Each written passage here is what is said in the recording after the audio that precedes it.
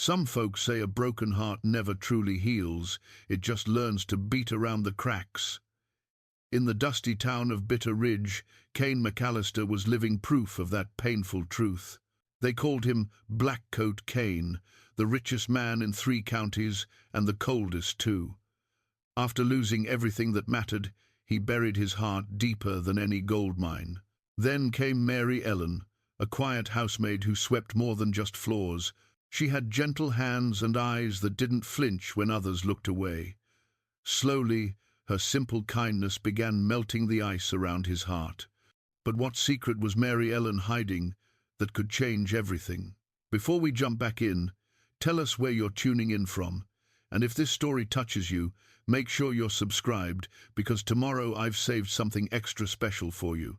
The morning sun cast long shadows across Bitter Ridge, painting the weathered buildings in shades of amber and dust. This was a town that knew hardship like an old friend, one that settled into your bones and never quite left. The main street stretched between rows of false-fronted buildings, their paint peeling like dried skin, while the smell of sage and leather hung thick in the desert air. At the far end of town, where the road curved toward the mountains, stood the McAlister ranch house, a sprawling monument to one man's relentless ambition. The 2-story structure dominated the landscape with its dark timber and iron fixtures, casting a shadow that seemed to reach into the very heart of Bitter Ridge itself. Inside the grand study, Cain McAlister sat behind a mahogany desk that had cost more than most folks in town made in a year. His fingers traced the surface of a silver pocket watch, its hands frozen at 3:17, the exact moment his world had shattered 5 years ago. The watch had belonged to his father, passed down through 3 generations of McAlister men who'd built this empire from nothing but determination and desert sand. Cain's reflection caught in the watch's polished surface, a face carved by grief and hardened by isolation. At 38, his black hair showed the first traces of silver at the temples, and his dark eyes held the weight of a man who'd seen too much loss. The expensive black coat that earned him his nickname hung perfectly tailored across his broad shoulders, a uniform of authority that kept the world at arm's length. The tragedy had come without warning on a spring morning much like this one. Sarah, his beloved wife of 6 years, had taken their 4-year-old son Thomas for a ride to see the wildflowers blooming in the high meadow. The storm had blown in fast and furious, turning the creek into a raging torrent that swept away everything in its path. By the time the ranch hands found them, it was too late. Cain had buried his heart with them that day, sealing it beneath layers of business deals and calculated cruelty. He'd transformed from a loving husband and father into something harder than the granite peaks that surrounded his land.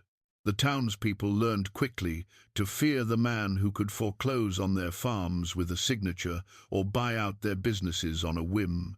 The sound of boots on polished wood interrupted his brooding.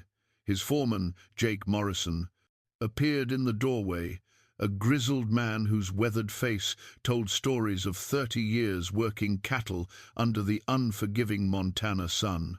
"Boss, the new girl's here," Jake said, removing his hat. "The housekeeper you hired from the agency in Helena." Cain barely looked up from his papers. "Show her to Mrs. Patterson's old room.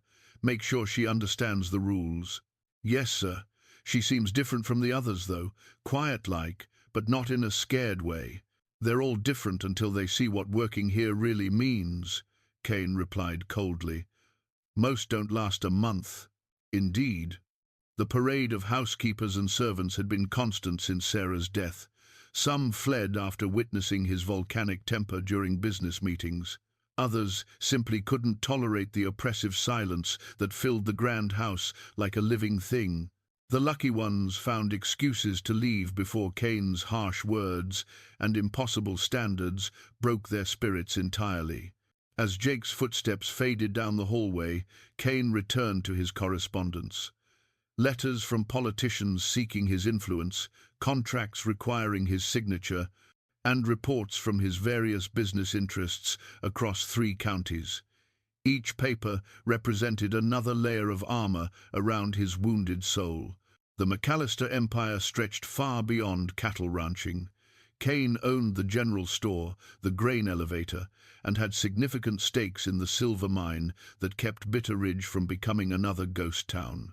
His influence reached into every corner of local politics, and his money spoke louder than any man's vote. It was power born from pain, a desperate attempt to control a world that had proven it could take away everything he loved in a single, terrible moment. Outside his window, the town carried on its daily rhythm. Shopkeepers swept their storefronts, children played in the dusty streets, and women gathered at the well to share news and gossip. But there was always an undercurrent of tension when Cain's name was mentioned, respect mixed with fear, like townspeople discussing a sleeping mountain that might erupt without warning. The church bell had fallen silent years ago, not from disrepair, but from Cain's deliberate intervention. After the funeral, he'd purchased the small wooden church from the struggling congregation and promptly ordered the bell removed. Some sounds, he'd told the shocked parishioners, are better left unheard. The building still stood, but its doors remained locked, another symbol of Cain's rejection of faith and community. As the afternoon wore on, Cain found his attention wandering from his papers to the sounds drifting through the house. Instead of the usual nervous scurrying he'd grown accustomed to from previous housekeepers, he heard something different: measured footsteps, the gentle rattle of cleaning supplies, and what sounded almost like humming. The humming puzzled him most of all. Who would dare express such contentment under his roof? The melody was soft and unfamiliar, carrying through the walls like a ghost of happiness he'd forgotten existed. It stirred something uncomfortable in his chest, a reminder of mornings when Sarah had hummed while preparing breakfast, when Thomas had giggled from his high chair, when this house had been filled with love instead of shadows. By evening, Cain's curiosity had grown into something approaching irritation. He made his way to the kitchen, ostensibly to review the household accounts with his new employee. What he found there stopped him in the doorway. The woman stood at the large wooden table, carefully mending a tablecloth with stitches so small and precise they seemed to disappear into the fabric. She was perhaps 25, with auburn hair pulled back in a simple bun that revealed the graceful curve of her neck. Her grey dress was plain but clean, and her movements held a quiet confidence that spoke of dignity rather than subservience. When she looked up and met his eyes, Cain felt something shift in the carefully constructed walls around his heart. Her gaze was steady and warm, holding neither the fear he'd grown accustomed to nor the calculating interest that gold diggers had shown him over the years. Instead, there was something that looked almost like understanding, as if she could see the pain he worked so hard to hide. "Mr. McAlister," she said, setting down her needle, "I'm Mary Ellen Walsh. Thank you for the opportunity to work here." Her voice carried a slight Irish lilt that softened the edges of her words. When she stood, Cain noticed she was tall for a woman, with hands that showed the calluses of honest work, but moved with an unexpected grace. "You've been humming," he said bluntly, the accusation hanging in the air between them. Mary Ellen's cheeks colored slightly, but she didn't look away. "I apologize if it disturbed you, sir. Sometimes I don't realize I'm doing it. It's been silent in this house for 5 years, Cain continued, his voice harsh with warning. "I prefer it that way." "Of course, sir. I understand." But something in her tone suggested she understood far more than just his preference for quiet. For a long moment they stood in the kitchen's lamplight, two souls carrying the weight of unspoken grief. Cain found himself studying the way the golden light caught the auburn highlights in her hair, the gentle strength in her hands, the compassion that seemed to radiate from her like warmth from a well-tended fire. "Dinner is ready whenever you'd like it served," Mary Ellen said finally, breaking the spell that had settled over them. Cain nodded curtly and retreated to his study, but the image of her quiet confidence followed him. For the first time in years, the silver pocket watch felt heavy in his hands, not with the weight of frozen time, but with the possibility that time might, somehow, begin to move again. That night, as Bitter Ridge settled into the deep quiet of desert evening, two people lay awake in the same house, each wondering what tomorrow might bring. Neither could know that the careful walls they'd built around their hearts were already beginning to show the first hairline cracks, fissures, that would eventually let the light back in. The morning brought unwelcome visitors to the McAlister ranch. Cain watched from his study window as three men in expensive suits climbed down from a polished black carriage, their city clothes looking as out of place in Bitter Ridge as snow in July. The lead man carried a leather satchel that could only mean one thing: legal documents. Cain had been expecting this visit ever since the rumors started about the Continental Railroad Company's plans to expand their line through Montana Territory. His land sat directly in the path of their proposed route, a fact that made his sprawling ranch both invaluable and inconvenient to men who measured progress in miles of steel track. A sharp knock echoed through the house, followed by the sound of Mary Ellen's footsteps crossing the foyer. Cain heard the front door open and the murmur of polite conversation before she appeared in his study doorway. "Mr. McAlister, there are gentlemen here to see you. They say they're from the railroad company." "Show them in," Cain said, not looking up from the papers spread across his desk. He wanted these men to understand from the first moment that they were on his territory, subject to his rules and his timing. The three men entered with the swagger of those accustomed to getting their way through a combination of money and intimidation. The leader, a thick-set man with silver hair and calculating eyes, stepped forward with an oily smile. "Mr. McAlister, I'm Theodore Blackwood from Continental Railroad. These are my associates, Mr. Hartwell and Mr. Dixon." He gestured to the two younger men, flanking him, one thin and nervous, the other broad-shouldered, with the look of hired muscle.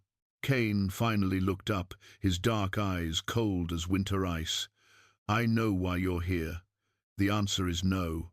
Blackwood's smile faltered slightly.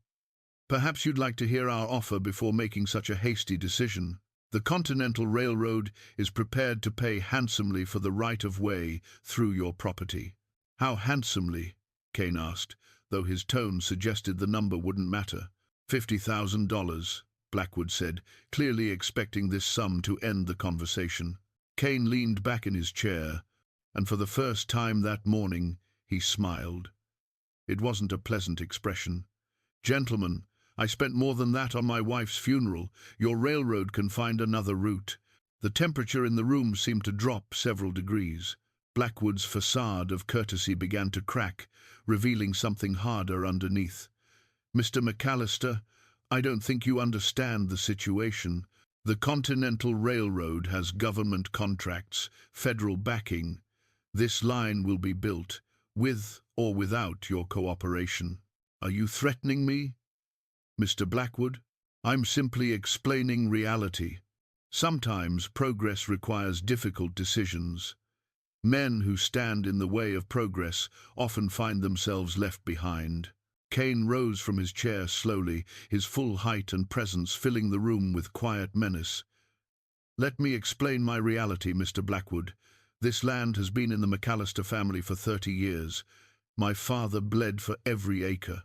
I've built an empire here, and I'll be damned if I let some railroad company tear it down for the sake of their profit margins."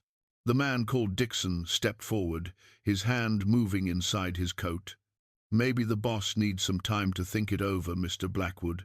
Sometimes a man's perspective changes when he considers what he might lose if he's not reasonable." The threat hung in the air like gun smoke. Cain's own hand moved to the drawer where he kept his Colt. .45, a weapon that hadn't been fired in anger since his army days, but remained clean and loaded out of old habit. "I think this meeting is over," Cain said quietly, but his voice carried the promise of violence.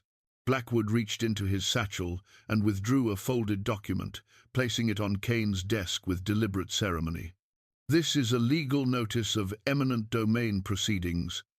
The federal government has the authority to seize private land for public works projects. You have 30 days to reconsider our generous offer before the courts get involved. Get out of my house." The three men filed out, but Blackwood paused at the door. "One more thing, Mr. McAlister. We've heard you're quite attached to this little town. Be a shame if the railroad decided to bypass Bitter Ridge entirely when they built the new depot. Ghost towns are common in this territory, easy to create, impossible to resurrect." After they left, Cain stood alone in his study, the threatening letter in his hands. The words blurred before his eyes as memories crashed over him, memories of building this ranch with Sarah at his side, of watching Thomas take his first steps on the front porch, of believing that love and hard work could protect everything that mattered. The sound of a coffee cup being set on his desk brought him back to the present. Mary Ellen stood beside him, having entered so quietly he hadn't noticed. She'd prepared his coffee exactly as he liked it, black and strong without being asked. "Troubling news?" she asked softly. Cain looked at her, surprised by the genuine concern in her voice. Most people who worked for him kept their distance, especially when his temper was running hot. "Nothing I can't handle." Mary Ellen nodded, but her eyes lingered on the crumpled legal document. "Sometimes the hardest battles are the ones where we have to choose between what we want and what's right." "And what would you know about that?" Cain asked, his tone sharper than he intended. Instead of retreating, Mary Ellen met his gaze steadily. "I know that anger makes us do things we might regret, and I know that sometimes the people who hurt us count on that anger to make us forget who we really are." Her words hit him like a physical blow.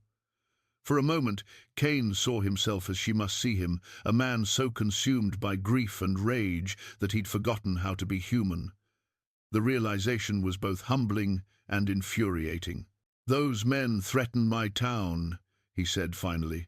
"I heard. Will you let them win?" "What do you mean?" Mary Ellen picked up the coffee cup he'd ignored and wrapped his hands around it, her touch gentle but firm. "They want you angry. They want you to make mistakes. Men like that, they count on fear and fury to get their way. But there's more than one way to fight." Cain stared down at the coffee, feeling the warmth seep through the porcelain into his palms. When was the last time someone had shown him such simple kindness? When was the last time someone had cared enough to challenge his assumptions? "Why do you care what happens to this place?" he asked. "You've been here 2 days." Mary Ellen was quiet for a long moment, and when she spoke, her voice carried a weight that suggested she understood loss in ways that went beyond sympathy. "Because sometimes a place becomes more than just buildings and land. Sometimes it becomes the only home you have left." That afternoon, word of the railroad's visit spread through Bitter Ridge like wildfire. By evening, a crowd had gathered outside the general store, voices raised in worried conversation. Some talked of selling their properties and moving on. Others spoke of fighting, though none seemed sure how to battle an entity as powerful as the Continental Railroad.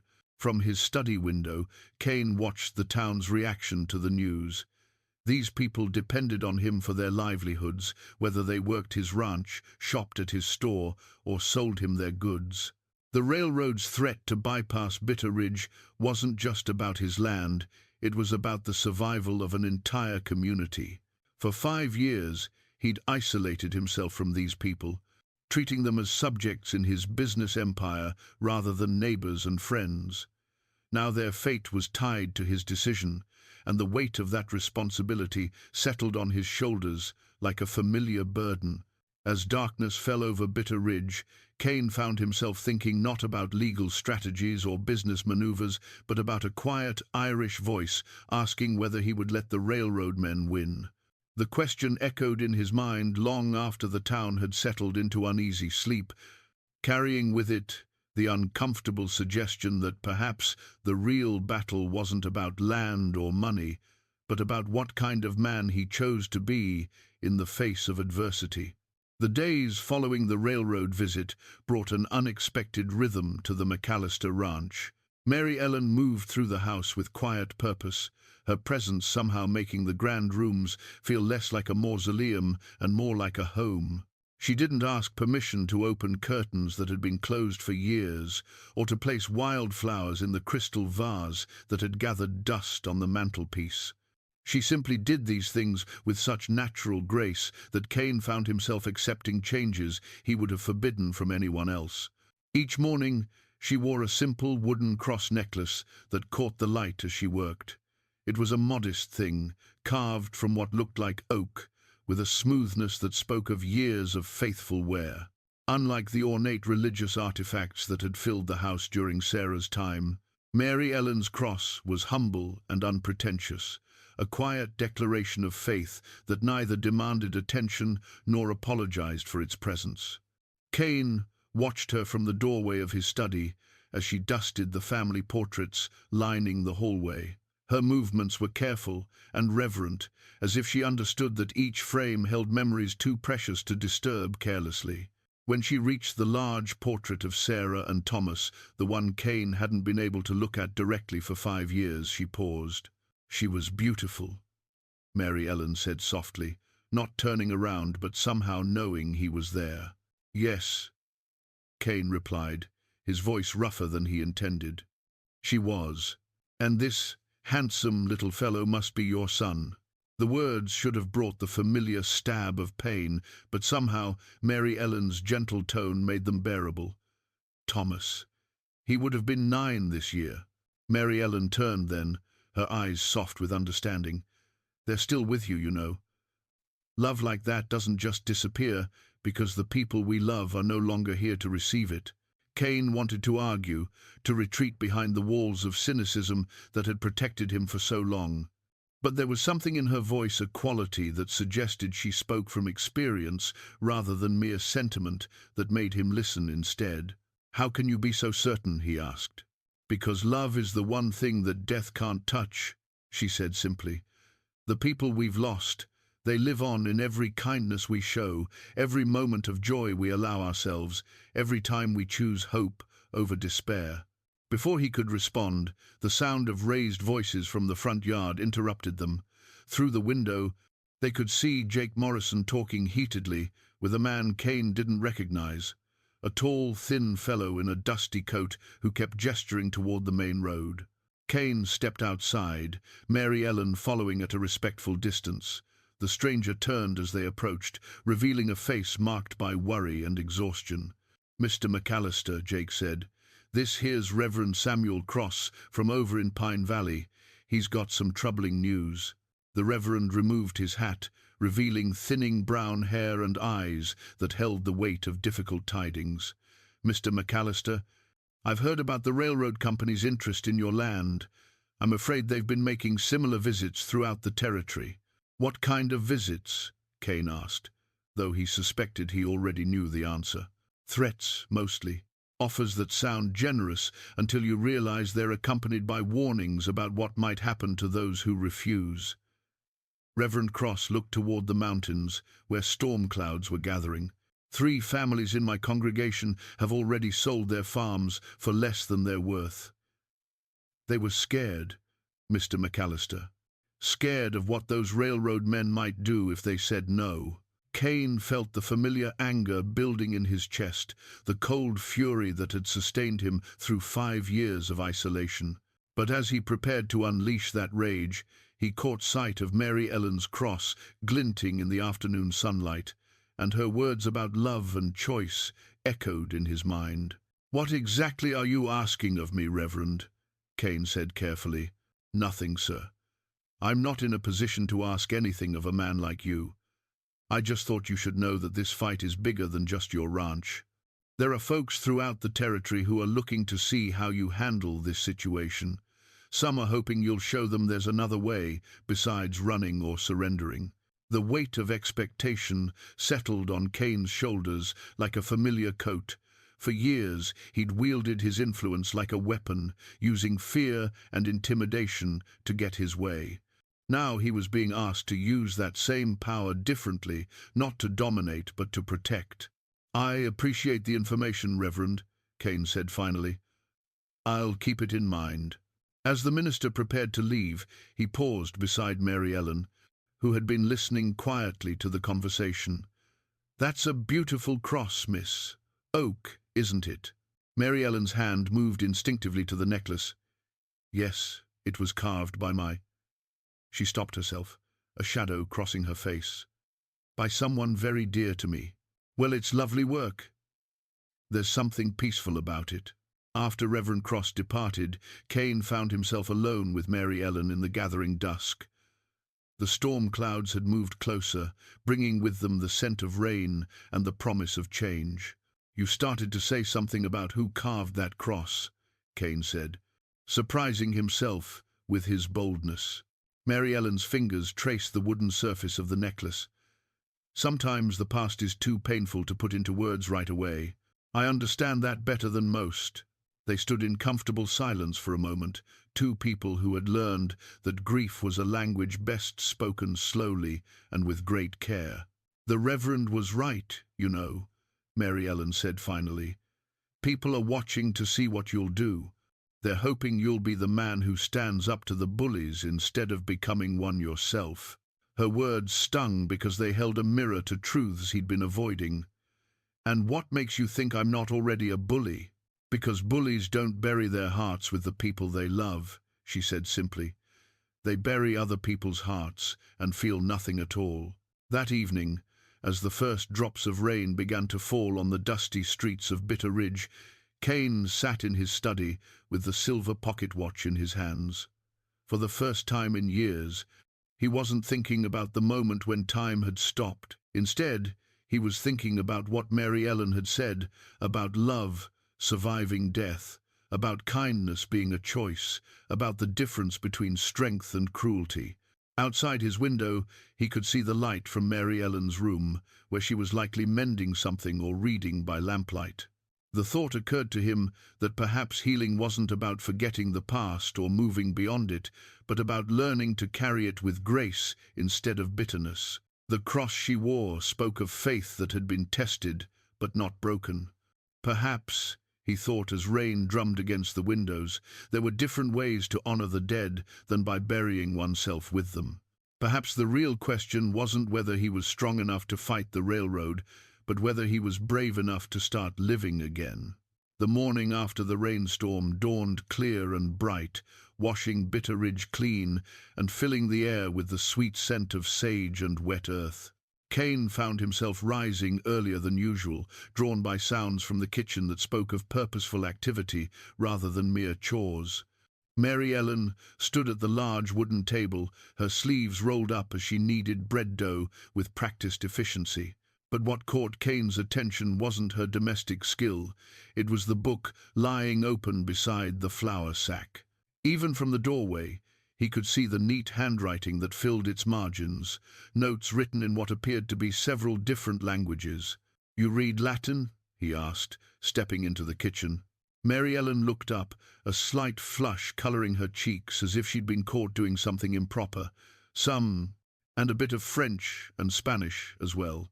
Cain moved closer, intrigued despite himself. The book was a volume of philosophical essays, far more sophisticated than anything he'd expected to find in a housemaid's possession. That's quite an education for someone in domestic service. Education was important in my family, Mary Ellen said carefully, her hands never pausing in their rhythm. My father believed that knowledge was the one thing that could never be taken away from you, no matter how much else you might lose. The sadness in her voice suggested she'd tested that theory personally. Cain found himself studying her profile as she worked, noting the intelligence in her eyes and the careful way she chose her words. There were depths to this woman that her simple grey dress and quiet manner couldn't hide. "What happened to your family?" he asked, then immediately regretted the intrusion. He, of all people, should understand that some wounds were too fresh to examine in the light. But Mary Ellen didn't seem offended by the question. Instead, she simply said, "Life happened, Mr. McAlister, the same way it happened to you." Before he could pursue the matter further, Jake Morrison appeared in the kitchen doorway, his expression grim. "Boss, we've got visitors again. Different ones this time, but they're asking about you." Cain followed Jake outside, where two men waited beside the corral. Unlike the railroad company's representatives, these men bore the dust and wear of hard travel. The older one, a thick-set man with greying hair and intelligent eyes, stepped forward with the confident bearing of someone accustomed to authority. "Mr. McAlister, I'm Sheriff Tom Bradley from Helena. This is my deputy, Jim Walsh. We'd like to ask you a few questions about the Continental Railroad Company." The name Walsh made Cain glance back toward the house, but he kept his voice neutral. "What kind of questions, Sheriff?" "The kind that might help us understand why 3 surveyors have gone missing in the past 6 months, all of them working on projects that somehow interfered with railroad interests." The implications of the sheriff's words settled over Cain like a cold wind. "You think the railroad company is involved in these disappearances?" "Let's just say we're exploring all possibilities," Sheriff Bradley replied. "We've heard they made you an offer recently. How did that conversation go?" Cain recounted the meeting with Blackwood and his associates, describing the veiled threats and intimidation tactics. As he spoke, he noticed Deputy Walsh taking careful notes, his pen moving with the same precise strokes that had caught Cain's attention in Mary Ellen's marginalia. "Has anyone else approached you about this situation?" the sheriff asked. "Anyone offering information or assistance? Reverend Cross from Pine Valley mentioned that other families have been pressured to sell," Cain said. "But no one's offered to help, if that's what you're asking." Sheriff Bradley nodded thoughtfully. "Mr. McAlister, I'll be direct with you. We have reason to believe the Continental Railroad is using methods that go well beyond legal pressure. If that's true, then anyone who stands in their way might be in considerable danger." The warning hung in the air between them like gun smoke. Cain felt the familiar surge of protective instinct, but this time it wasn't just about his land or his pride. For the first time in years, he had someone he wanted to protect. "I appreciate the warning, Sheriff. I'll be careful." As the lawmen prepared to leave, Deputy Walsh approached Cain privately. "Mr. McAlister, you wouldn't happen to have hired any new staff recently, would you? Anyone who might have worked for railroad surveyors or mapping operations?" The question sent a chill through Cain's chest. "Why do you ask?" "One of the missing men was named Patrick Walsh. He was my brother."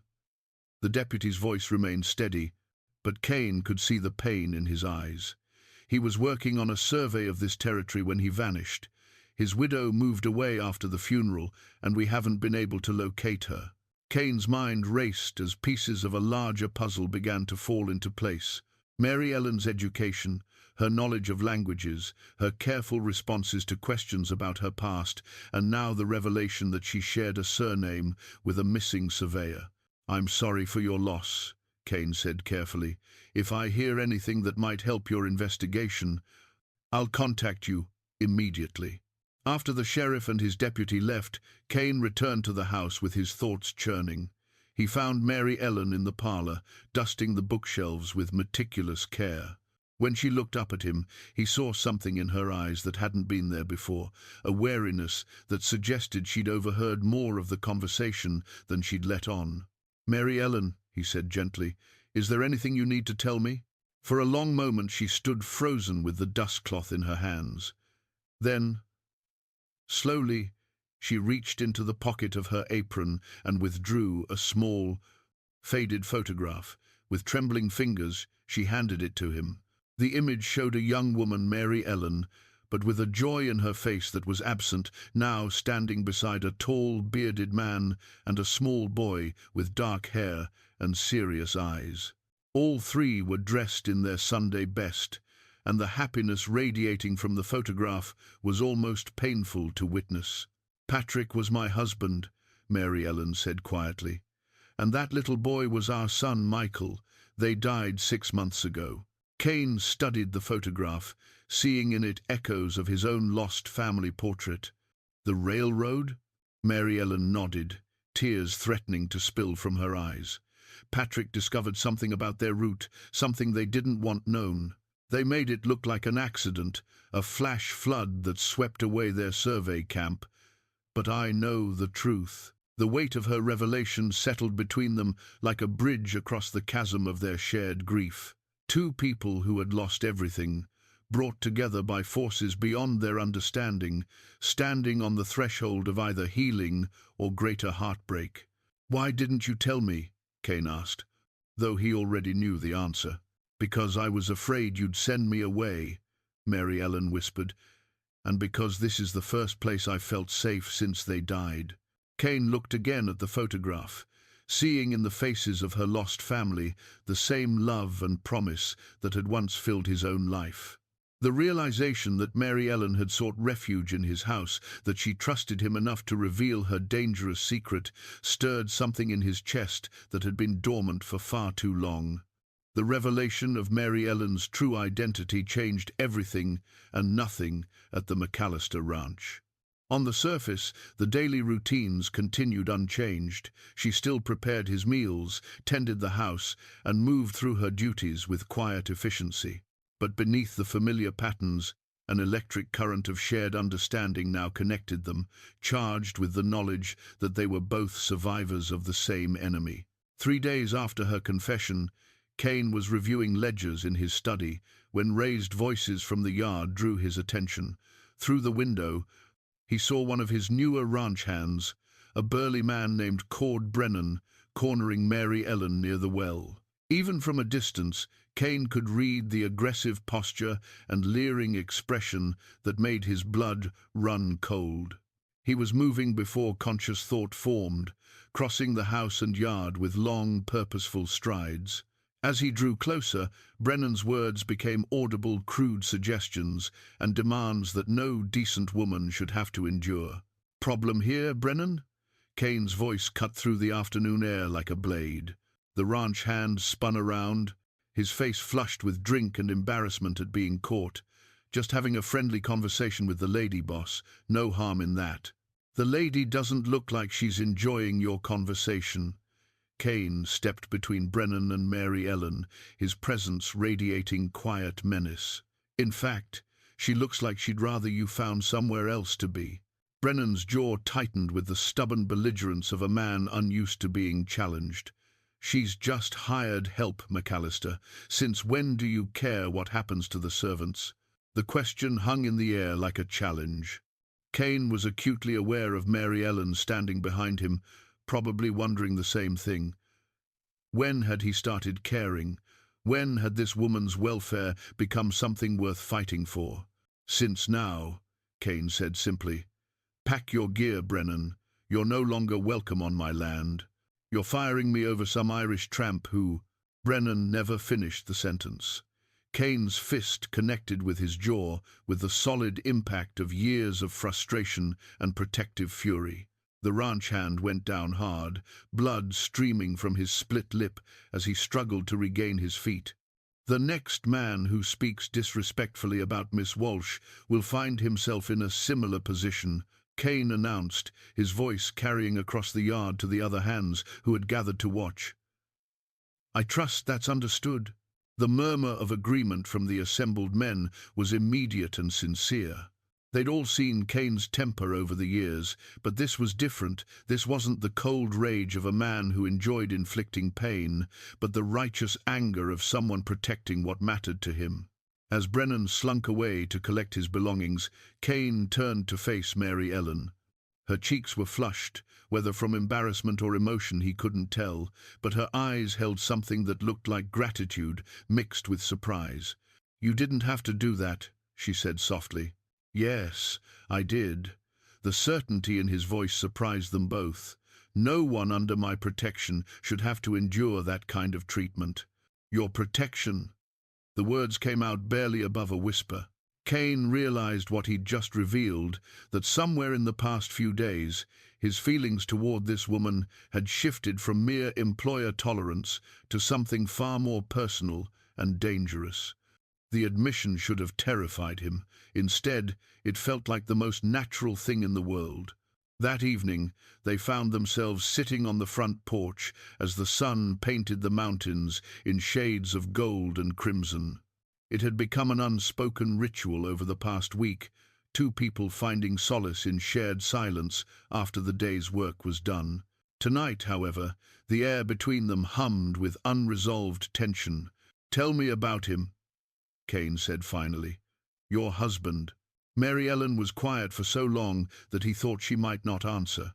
When she spoke, her voice carried the careful cadence of someone walking through a field of painful memories.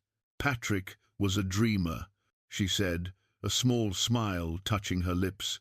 "He believed in truth and justice the way other men believe in gold or glory. When the Continental Railroad hired him to survey this territory, he thought he was helping to bring progress to the frontier." She paused, her fingers unconsciously tracing the chain that held her wedding ring, a simple iron band that she wore close to her heart, hidden beneath her dress where only she could feel its presence. "What did he discover?" Cain asked gently. "Proof that their proposed route would deliberately bypass existing settlements in favor of land they could acquire cheaply through intimidation. Towns like Bitter Ridge would be cut off from the main line, left to wither and die, while new settlements sprang up along the railroad's preferred path. The implications hit Cain like a physical blow. The railroad wasn't just trying to acquire his land, they were planning to destroy his community entirely. "That's why they killed him?" Mary Ellen nodded, tears finally spilling down her cheeks. "Patrick tried to go to the authorities, but the railroad had bought influence everywhere that mattered. When he wouldn't be silenced," she stopped, unable to finish the sentence. Cain found himself reaching for her hand, covering her trembling fingers with his own. The touch sent electricity through both of them, the first physical contact he'd initiated with another human being since Sarah's death. "I'm sorry," he said, and meant it with every fiber of his being. "I'm sorry for your loss, and I'm sorry that you've had to carry this burden alone." "I'm not alone anymore," Mary Ellen said, looking into his eyes with a directness that made his breath catch. "Am I?" The question held layers of meaning that went far beyond the immediate crisis. She was asking if he would stand with her against the railroad, yes, but she was also asking something far more personal, whether the connection growing between them was real, whether the walls around his heart might have room for one more person to protect. "No," Cain said, his voice rough with emotion. "You're not alone." As the stars emerged in the darkening sky above Bitter Ridge, two wounded souls sat together on a porch, each drawing strength from the other's presence. The iron wedding ring pressed against Mary Ellen's heart was a reminder of love lost, but the warmth of Cain's hand covering hers spoke of the possibility that love might, against all odds, be found again. Neither spoke of the danger that surrounded them or of the powerful enemy that had already taken so much from both their lives. Tonight, it was enough to sit together in the gathering darkness, no longer alone in a world that had shown them both too much cruelty, but in the shadows beyond the porchlight. Unseen eyes watched and noted the growing bond between them. The Continental Railroad had not forgotten about Cain McAlister's defiance, and they were already planning their next move in a game where the stakes kept growing higher. The discovery came by accident, as the most significant revelations often do. Cain had been looking for Mary Ellen to discuss the evening meal when he found her sitting on the floor of her small room, surrounded by the contents of what appeared to be a traveling trunk. She was holding something in her hands, turning it over with the careful reverence reserved for sacred objects. When she looked up and saw him in the doorway, her face went pale. But instead of hiding the item or making excuses, she simply held it out for him to see, a small wooden toy horse, carved with loving detail and worn smooth by countless hours of play. "This was Michael's," she said quietly. "Patrick carved it for his 3rd birthday." Cain stepped into the room without invitation, drawn by the raw vulnerability in her voice. The toy horse was a masterpiece of simple craftsmanship, every line and curve speaking of a father's love translated into wood and patience. "He was gifted with his hands," Cain said, accepting the toy when Mary Ellen offered it to him. "Patrick said that every boy needed a horse to carry him on adventures." Her voice broke slightly. "Michael used to gallop it across the kitchen table while I cooked, making the most elaborate stories about knights and dragons and far-off kingdoms." Cain studied the toy, seeing in its worn surfaces the ghost of small hands and innocent imagination.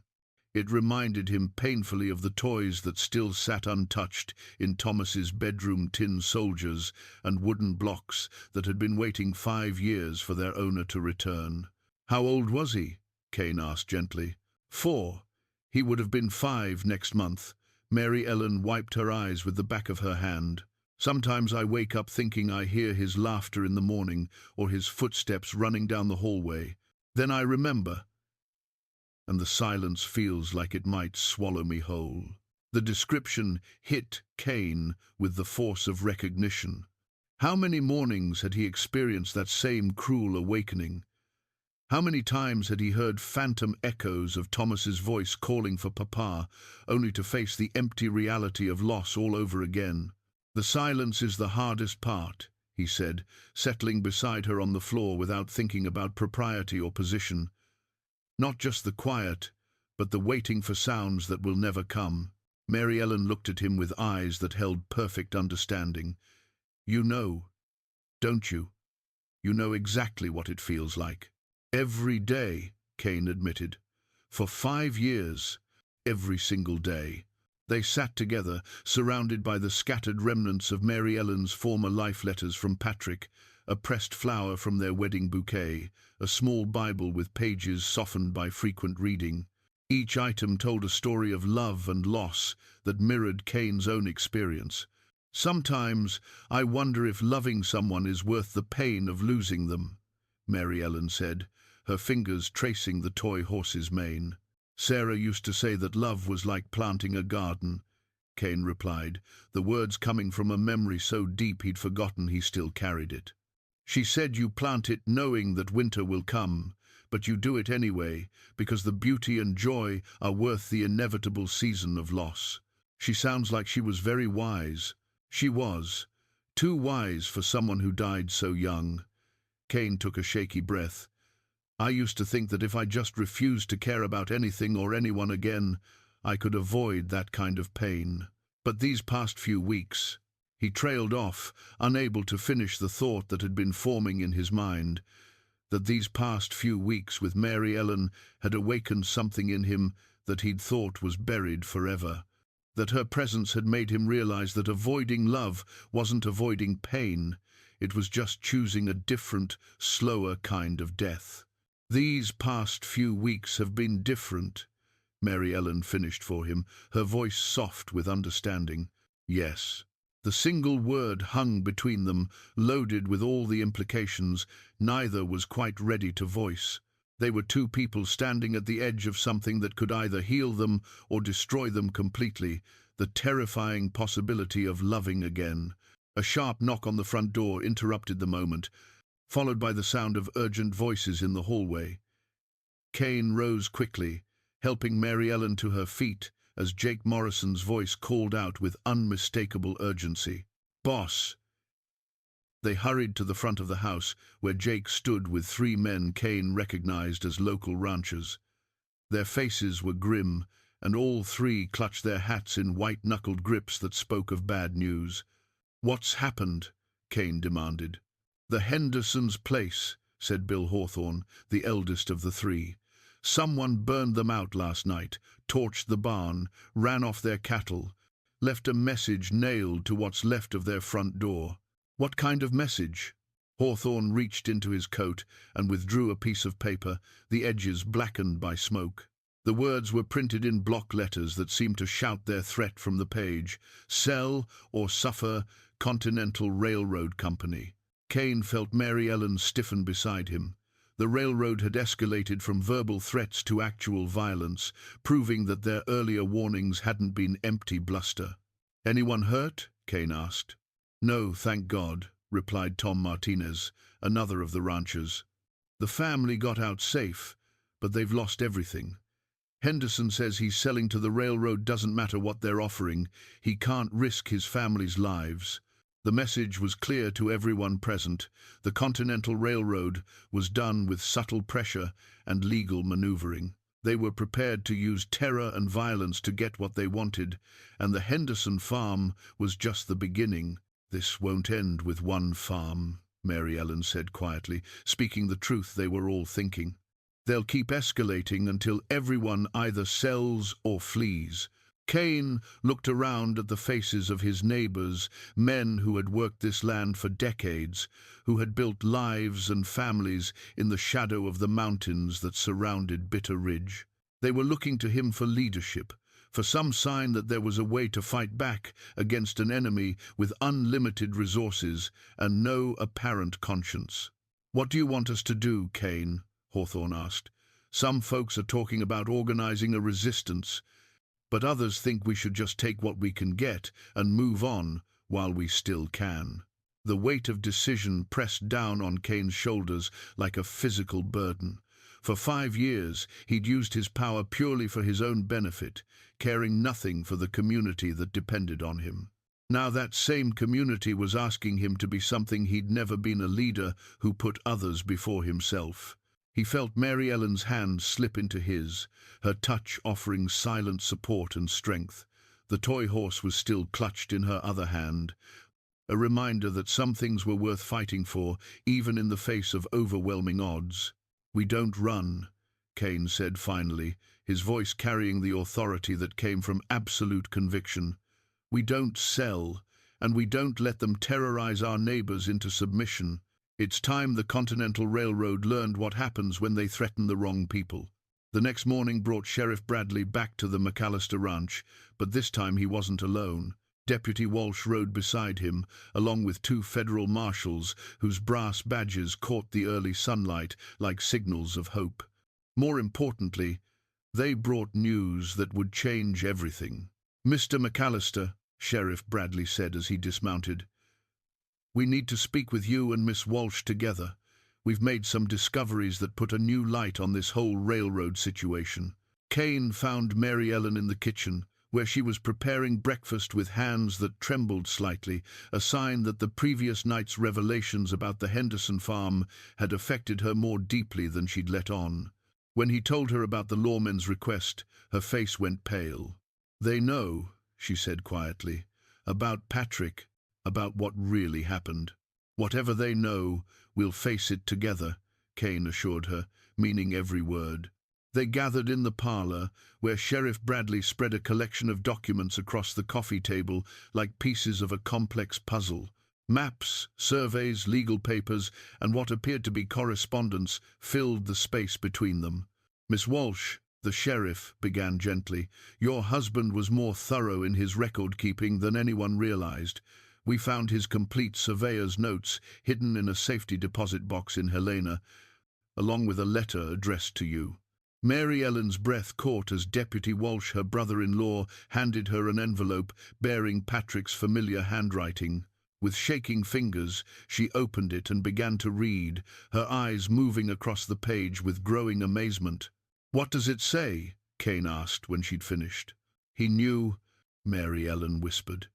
"Patrick knew they were going to kill him, so he made arrangements. Legal arrangements." She looked up at the sheriff with tears in her eyes. "He filed a territorial land claim before he died, not just for the survey area, but for the entire corridor the railroad wants to use." Marshal Harrison, a tall man with iron-gray hair and steady eyes, leaned forward.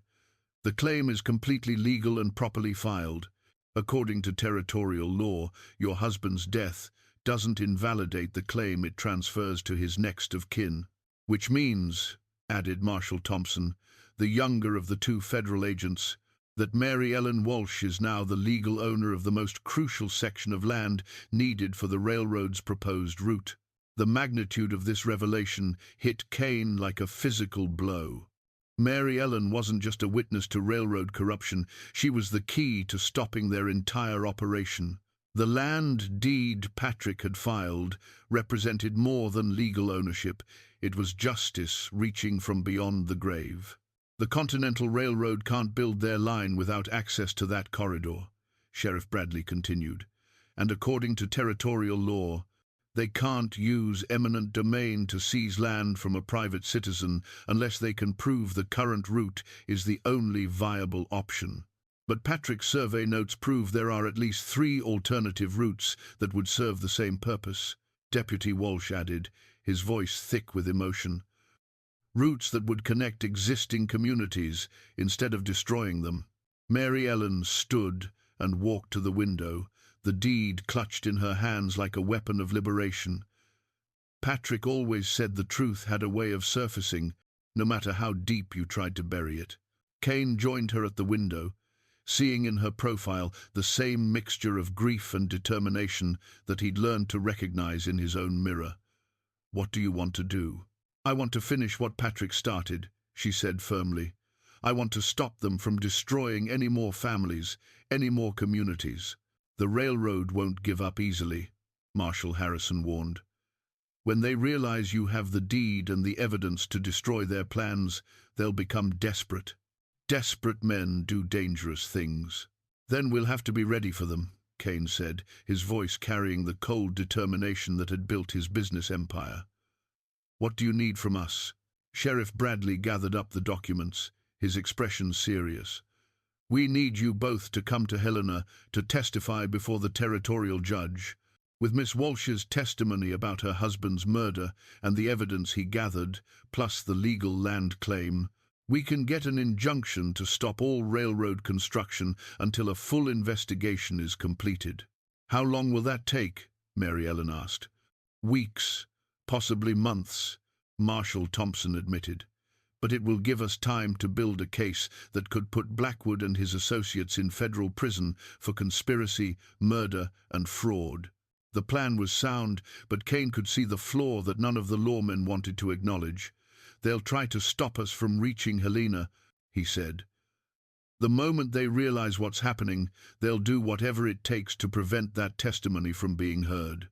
"We've considered that possibility," Sheriff Bradley replied. "That's why we're proposing to escort you personally, along with the federal marshals.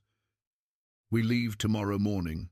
After the lawmen departed to make their preparations, Cain and Mary Ellen found themselves alone with the weight of what they'd learned. The deed Patrick had filed lay on the table between them, representing both their salvation and their greatest danger. "Are you afraid?" Cain asked.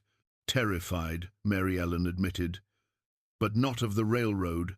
I'm afraid of what happens after this is over, when justice has been served and the danger has passed." "What do you mean?" Mary Ellen turned to face him, her eyes bright with unshed tears.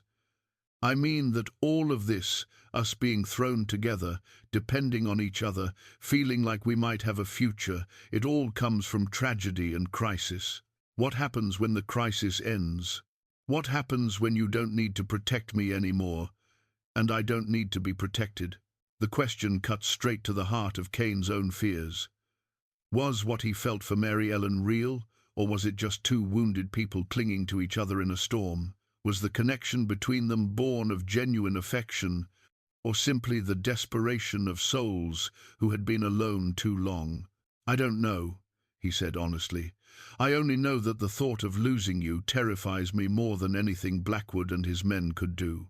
Mary Ellen stepped closer, close enough that he could see the flecks of gold in her green eyes. "Then promise me something. Anything.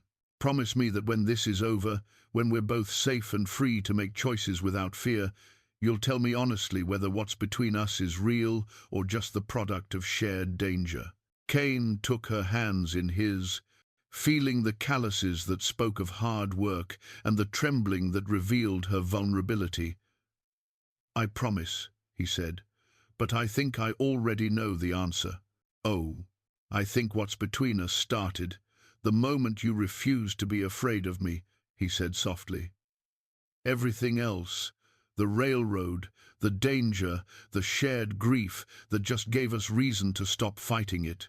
Mary Ellen's smile was like sunrise after the longest night. "In that case, Mr. McAlister, we'd better make sure we both survive long enough to explore that possibility." As evening fell over Bitter Ridge, they stood together at the window watching the lights come on in the town below. Tomorrow would bring new dangers and the final confrontation with forces that had already claimed too many lives. But tonight, for perhaps the first time since their respective tragedies, both Cain and Mary Ellen felt something they'd almost forgotten: hope for a future that included not just survival, but the possibility of love, reborn from the ashes of loss.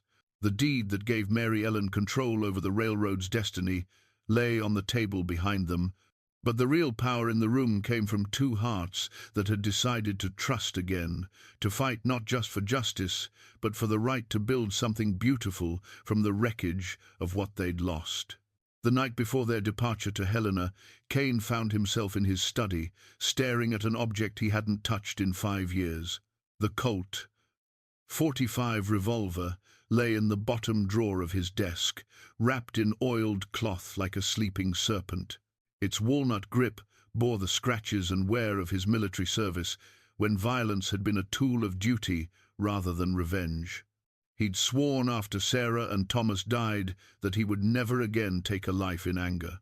The gun had remained hidden away, a symbol of the man he'd been before grief transformed him into something colder and more calculating. But tomorrow's journey would take them through territory where the railroad's hired guns held sway, where mercy was a luxury that good men couldn't afford. "Second thoughts?" Mary Ellen's voice came softly from the doorway. Cain looked up to find her silhouetted against the hallway light, her hair loose around her shoulders and her simple nightgown making her appear almost ethereal. In her hands, she carried a cup of coffee, his nightly ritual that she'd somehow remembered despite everything else occupying their minds. "Just considering all possibilities," he said, accepting the coffee gratefully. "Blackwood won't let us reach Helena without a fight. When he realizes what that deed means, he'll throw everything he has at stopping us." Mary Ellen entered the study and settled into the chair across from his desk, her eyes falling on the revealed weapon. Patrick carried a gun too, near the end. He said it made him feel safer, but I think it really just made him feel more afraid. And yet here I am, making the same choice he did. "No," Mary Ellen said firmly. "Patrick carried his gun because he was alone and desperate. You're carrying yours because you have people to protect.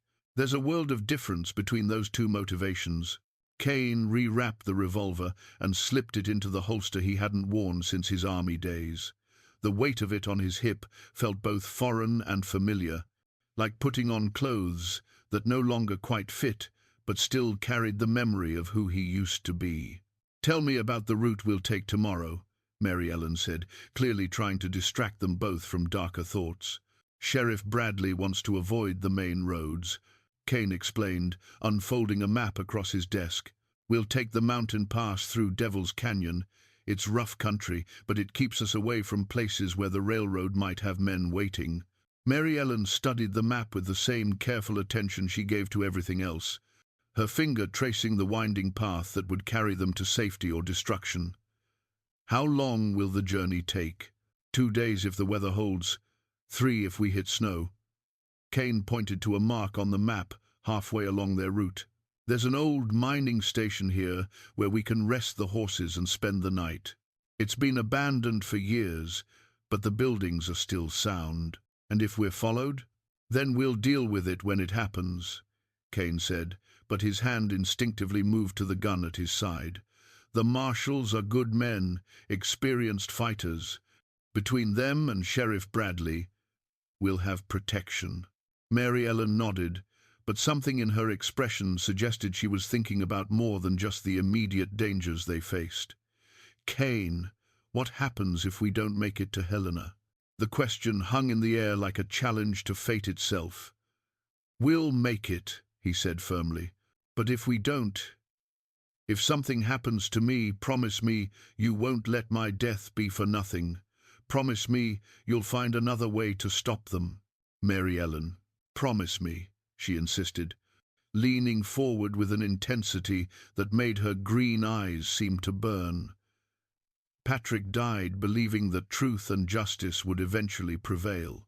I need to know that if I die tomorrow, someone will carry that belief forward." Cain reached across the desk and took her hands in his, feeling the tremor of fear she was trying so hard to hide. "I promise," he said. But I also promise that I won't let anything happen to you, not while I'm breathing. And I promise the same to you, Mary Ellen replied. We're in this together now, whatever comes. They spent the next hour going over every detail of the journey, reviewing maps and discussing contingency plans until both felt they'd prepared for every possibility except the one that worried them most, that their enemies might be better prepared than they were. As the clock struck midnight, Mary Ellen rose to leave but paused at the study door. Cain? That first night, when you asked me why I was humming, do you remember what I said? You said sometimes you didn't realize you were doing it. I lied, she admitted with a sad smile. I was humming because it was the first time since Patrick and Michael died that I felt like there might be music left in the world. You did that for me, even when you were trying so hard to push everyone away. Before he could respond, she was gone, leaving him alone with the weight of her words and the realization that tomorrow's journey would determine not just whether justice prevailed, but whether two wounded souls would survive to explore the possibility of healing together. Dawn came too soon, bringing with it the sound of horses and men preparing for a journey that might well be their last. Sheriff Bradley arrived with Deputy Walsh and the two federal marshals, all four men armed and wearing the grim expressions of those who understood the stakes involved. The railroad knows, Sheriff Bradley announced without preamble. One of my sources in Helena sent word that Blackwood left town yesterday with a dozen hired guns. They're headed this way. Marshal Harrison checked his rifle with practiced efficiency. How much of a head start do we have? Maybe 6 hours? If we're lucky, Deputy Walsh replied. But they know the territory as well as we do. Could be they're already in position along the route. Cain felt the familiar cold focus that had served him well in both war and business. Then we change the route. Take the northern trail through Copper Ridge instead of Devil's Canyon. It's longer, but less predictable. That trail hasn't been used in years, Sheriff Bradley protested. Could be washed out or blocked. Better than riding into an ambush, Cain replied. Besides, I know that country. My father used to run cattle through there before the easier passes were opened.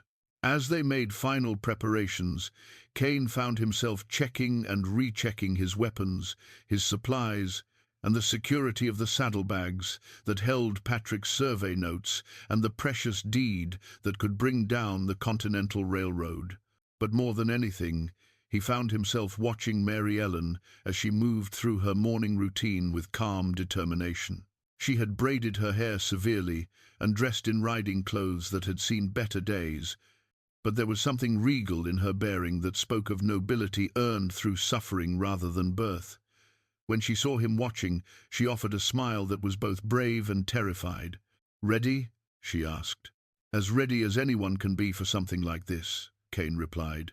Sheriff Bradley called for everyone to mount up, and within minutes they were riding away from the McAlister ranch toward the mountains that loomed like sleeping giants against the morning sky. Behind them, Bitter Ridge went about its daily business, unaware that the future of their community rode with the small group of riders disappearing into the wilderness. As they climbed higher into the mountains, the air grew thin and cold, carrying with it the scent of pine and the promise of snow. Cain rode beside Mary Ellen, close enough to offer protection, but far enough away to give the marshals clear fields of fire if trouble found them. "No turning back now," Mary Ellen said quietly, her breath forming small clouds in the crisp mountain air. "No turning back," Cain agreed. But his hand rested on the butt of his gun, and his eyes constantly scanned the ridgelines above them for signs of movement. They were committed now to a course that would either see justice done and their community saved, or would add their names to the list of those who had tried to stand against the railroad's corruption and paid the ultimate price. Either way, Cain thought as he watched Mary Ellen's determined profile against the backdrop of snow-capped peaks, they would face whatever came with courage and the knowledge that some things were worth risking everything to protect. The telegraph key sat like a lifeline on the rough wooden table inside the abandoned mining station, Marshal Harrison had rigged the portable device to the old telegraph wires that still connected the remote outpost to Helena, though whether the lines remained functional after years of neglect was anyone's guess. "If we can get word to the territorial judge," Sheriff Bradley explained as he examined the tarnished brass instrument, "he can issue an emergency injunction based on the evidence we're carrying. That would stop all railroad construction immediately, even before we arrive for the formal hearing."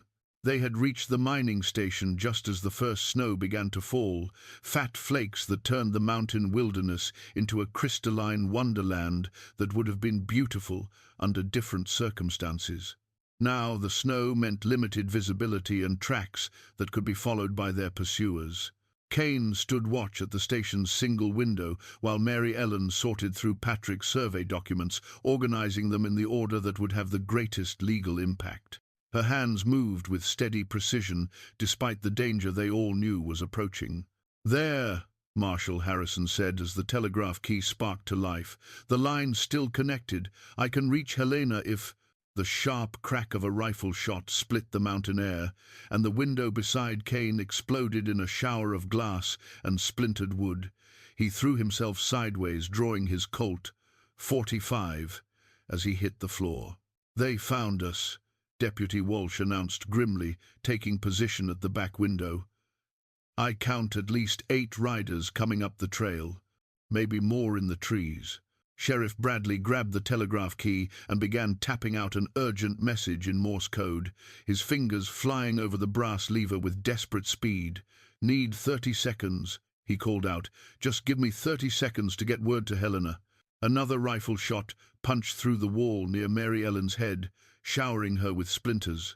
Cain crawled to her side, pushing her down behind the relative safety of the heavy wooden table where Patrick's precious documents lay scattered. "Can you use a gun?" he asked her. "Patrick taught me," she replied. Accepting the spare revolver Marshal Thompson offered her with hands that barely trembled. The sound of approaching horses grew louder, accompanied by the harsh voices of men who had come to kill rather than capture. Through the broken window, Cain could see Blackwood himself among the riders, his expensive coat and silver hair making him stand out among the rough gunmen he'd hired. "McAlister," Blackwood's voice carried clearly through the thin mountain air.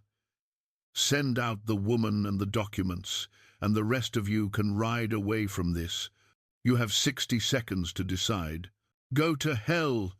Cain shouted back, earning a grim smile from Sheriff Bradley, who was still working furiously at the telegraph key. 10 seconds, the sheriff called out. "Almost got it through." The final rifle shot took out the telegraph line in a shower of sparks, cutting their connection to Helena just as Sheriff Bradley completed his message. Whether it had gone through completely was impossible to know. "That's it then," Marshal Harrison said, checking his rifle. "We do this the hard way." Cain counted their ammunition and considered their position. The mining station was solidly built, but had only 1 door and 2 windows, good for defense, but terrible for escape. They were outnumbered at least 2 to 1, possibly worse. "Mary Ellen," he said quietly, "take the documents and Patrick's deed. There's a root cellar behind the station if things go badly. Hide there until they leave." "I'm not abandoning you," she said firmly, clutching her revolver with determination that reminded him why he'd fallen in love with her courage. "You're not abandoning anyone," Cain replied. "You're making sure Patrick's evidence survives even if we don't. That's what matters." Before she could argue further, the attack began in earnest. Gunfire erupted from 3 directions simultaneously as Blackwood's men tried to overwhelm the defenders through sheer volume of lead. The air inside the station filled with gun smoke and the deafening crash of bullets splintering wood. Marshal Thompson took a bullet in the shoulder but kept fighting, his rifle barking steadily at the muzzle flashes in the trees. Deputy Walsh held the back window against 2 gunmen trying to flank them, his shots carefully aimed and devastatingly accurate. Cain found himself moving with the cold precision that had made him a feared soldier 20 years earlier. Each shot, from his Colt .45 was deliberate and measured, conserving ammunition while making every bullet count. But even as he fought, he kept one eye on Mary Ellen, making sure she stayed protected behind the heavy table. "They're coming for the door," Sheriff Bradley shouted, dropping his empty rifle and drawing his sidearm. The mining station's wooden door exploded inward under the impact of multiple bodies, and suddenly the fight was at close quarters, desperate, brutal, and personal. Cain put 2 bullets into the first man through the door, but more kept coming, their faces twisted with the ugly determination of men who killed for money rather than principle. Through the chaos and gun smoke, Cain saw Mary Ellen pressed against the far wall, Patrick's documents clutched against her chest like a shield. Their eyes met across the battlefield that the mining station had become, and in that instant, both knew that whatever happened next would determine not just who lived or died, but whether justice would survive to see another day. The sound that changed everything wasn't gunfire or shouting. It was the clear, resonant toll of a church bell echoing across the mountain valley. The bronze voice that had been silent in Bitter Ridge for 5 years now rang out with triumphant authority, carrying a message that stopped the gunfight as surely as if divine intervention had descended upon the mining station. Through the broken windows came the thunder of hooves, not the scattered approach of hired killers, but the disciplined charge of organized cavalry. Federal marshals, deputy U.S. marshals, and territorial militia poured into the clearing around the mining station, their badges gleaming and their weapons trained on Blackwood's suddenly outnumbered gunmen. "Drop your weapons," commanded a voice that carried absolute authority. "This is Marshal General Hayes, with federal warrants for Theodore Blackwood and Associates." The transformation in the gunfight was instantaneous and complete. Blackwood's hired thugs, brave enough when they held the advantage, lost all stomach for fighting when faced with legitimate law enforcement. Weapons clattered to the ground as hands shot skyward in surrender. Cain lowered his smoking Colt, .45, hardly daring to believe what he was seeing. Through the doorway stepped a tall man with silver hair and a marshal's star that caught the afternoon light. Marshal General Hayes himself, the highest-ranking federal law enforcement officer in the territory. "Mr. McAlister, Miss Walsh," the Marshal General said with a respectful nod. "Sheriff Bradley's telegraph message came through just in time. We've been tracking Mr. Blackwood's illegal activities for months, but your evidence was the key we needed." Mary Ellen stepped forward, Patrick's documents still clutched protectively against her chest. Her grey dress was torn and dusty from the battle, but her green eyes blazed with the fire of victory long delayed. "You received the message?" she asked, hardly daring to hope. "Every word," Marshal General Hayes confirmed. "The territorial judge has already issued emergency injunctions halting all Continental Railroad construction pending a full federal investigation. Mr. Blackwood and his associates will be transported to Helena immediately to face charges of conspiracy, murder, and fraud." Blackwood himself stood in the center of the clearing, his expensive coat now dirty and his silver hair disheveled. The arrogant confidence that had marked him during his threatening visit to the McAlister ranch had evaporated, replaced by the defeated slump of a man who had gambled everything and lost. "This isn't over," he snarled, as federal marshals placed him in shackles. "The Continental Railroad has connections in Washington influence you can't imagine." "Perhaps," Marshal General Hayes replied calmly, "but they don't have the kind of evidence that Mrs. Walsh is carrying. Evidence that proves your company has been systematically murdering anyone who threatened to expose your illegal land acquisition schemes." The title Mrs. Walsh hung in the air with strange resonance. Mary Ellen was still legally Patrick's widow, still bound to a man whose love lived on in the documents she protected and the justice she'd helped secure. But as Cain looked at her standing in the afternoon light, he saw not just the keeper of another man's legacy, but a woman strong enough to honor the past while building toward the future. As Blackwood and his remaining thugs were led away in chains, the bell continued to ring across the mountains, not the frantic alarm of crisis, but the steady, joyful peal of celebration. Someone in Bitter Ridge had climbed the church tower and restored the voice that Cain had silenced in his grief, calling the community to witness the dawn of a new day. "How did you know to come?" Sheriff Bradley asked the Marshal General as they watched the prisoners being loaded into a transport wagon. "Your telegraph message reached us just as we were preparing to move against the railroad based on other evidence we'd gathered," Hayes explained. "But more importantly, word has been spreading throughout the territory about what was happening here. Seems Mr. McAlister's decision to stand and fight inspired others to come forward with their own stories of railroad intimidation." Cain felt something shift in his chest, a loosening of the tight bands of isolation and bitterness that had constricted his heart for 5 years. He'd thought he was fighting just to protect his own land and his own people, but somehow his stand had become a symbol for everyone who'd been bullied and threatened by forces beyond their control. "The Continental Railroad itself will face federal investigation," Marshal General Hayes continued. "With the evidence you've provided, we expect to uncover corruption that reaches all the way to their Washington offices. This victory will resonate far beyond Bitter Ridge."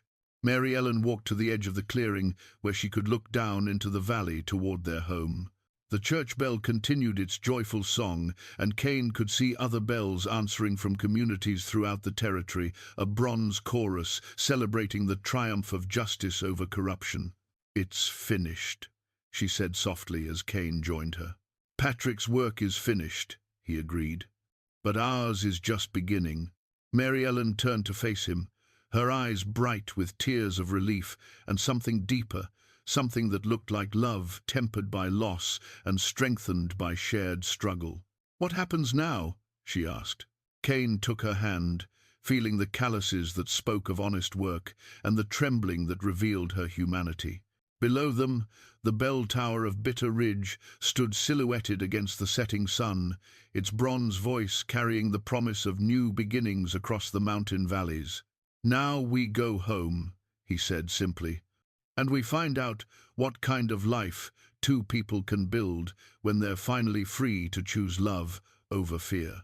6 months later, the church bell of Bitter Ridge rang out across the valley with the same joyful voice that had announced justice on that snow-swept mountain day. But today, its bronze song carried a different message, one of hope renewed and love reborn from the ashes of loss. Mary Ellen stood before the mirror in what had once been Sarah's bedroom, now transformed into something entirely new while still honoring what had come before. The wedding dress she wore was simple but elegant, cream-colored silk that caught the morning light and made her auburn hair shine like burnished copper. At her throat hung not Patrick's cross that now rested in a place of honor on the mantelpiece beside Thomas's toy soldiers, but a new necklace that Cain had given her, a delicate gold chain holding a small heart-shaped locket.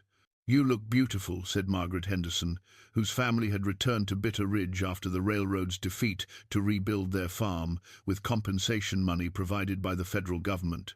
"Like a woman who's finally coming home to herself."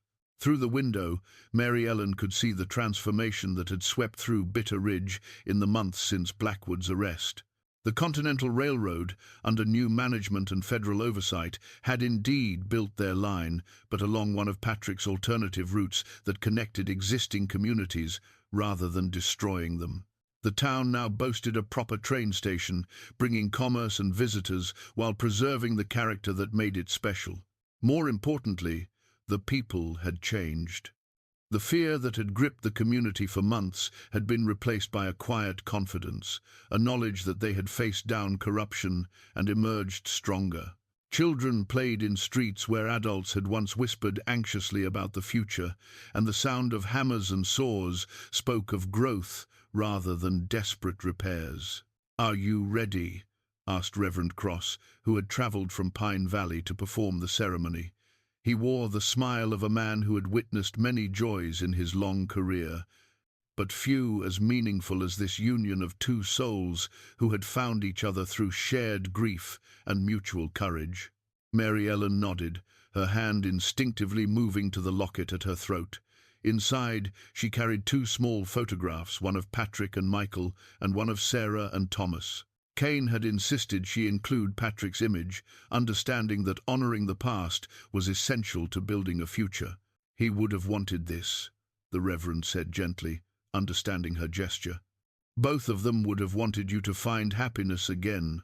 The ceremony took place in the newly restored church, its doors thrown open for the first time in 5 years.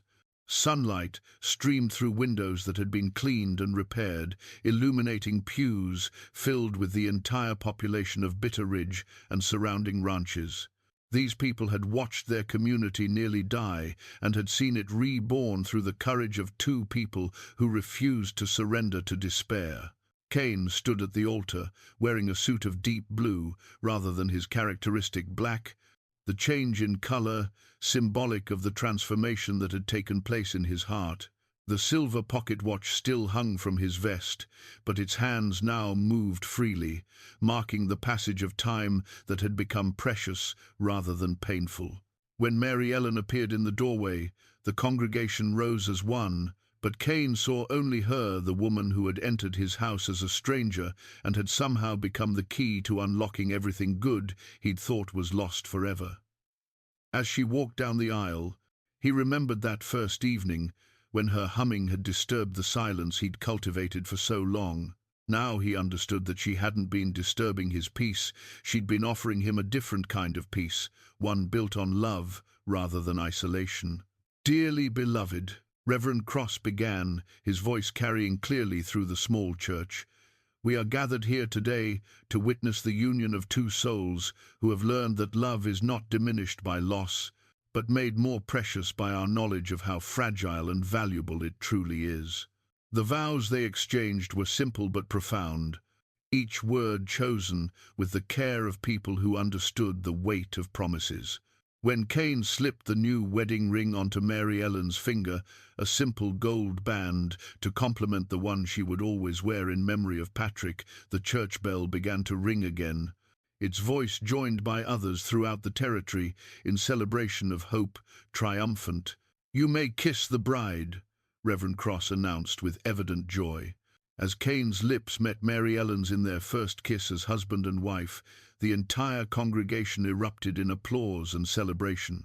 But for the two people at the center of it all, the world had narrowed to this single moment, a beginning disguised as an ending, a promise that some stories could have second acts filled with grace and redemption. The reception took place in the ranch house that had been silent for so long and now rang with laughter and conversation. Tables groaned under the weight of food prepared by every family in the county, and the sound of children's laughter echoed through rooms that had forgotten what joy sounded like. As evening approached and their guests began to depart, Cain and Mary Ellen found themselves alone on the front porch, where they had first begun to trust each other. The stars were emerging in the darkening sky, and somewhere in the distance, a train whistle announced the arrival of the evening freight, not a sound of threat now, but of progress and connection. "No regrets?" Cain asked, taking his wife's hand in his. "Only that it took us so long to find each other," Mary Ellen replied, leaning against his shoulder with the contentment of someone who had finally found home. In the years that followed, the story of Cain McAlister and Mary Ellen Walsh would become legend in Bitter Ridge, a tale told to children and grandchildren about the power of love to triumph over loss, of courage to overcome corruption, and of hope to transform even the most broken hearts. The church bell still rings every Sunday, calling the faithful to worship and reminding the community that some things, love, justice, and the bonds that tie people together, are worth fighting for. And in the house where silence once reigned supreme, the sounds of a new family growing and thriving serve as daily proof that while grief may be the price we pay for love, it need not be love's final word. Sometimes, if we're brave enough to trust again, love writes its own sequel, one filled with the same joy and wonder that made the first story worth telling.